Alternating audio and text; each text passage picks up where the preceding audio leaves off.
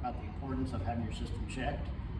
Starting out with filters, most customers don't even realize they have a big 4-inch filter in their system. A lot of homes have them now. Some people don't know it. Check your filter, start there. Go through your blower, check the amperage on your blower, check your blower wheel underneath, see if it's dirty, see if it needs cleaned. If so, we'll give you an estimate to clean your blower wheel.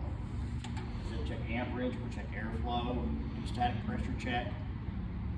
On heating, check your gas pressure, clean your flame sensor, check all the safeties, amperage on your inducer motor, differential pressure switch settings, check your fluid, check carbon monoxide, look at your heat exchangers, see if your heat exchangers rusted, or heaven forbid, dismantled.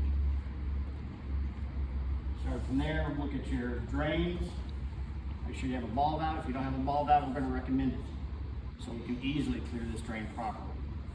It's very hard to clear your drain if we don't have a ball valve. We're going to have to cut it, put a coupling in place. It's going to cost you a lot more money. Check the drain pan, make sure your drain pan's not rusted, no water in it. Float switches, very important. Float switch here on your auxiliary outdoor coil, float switch in your pan. That's today's check for the day.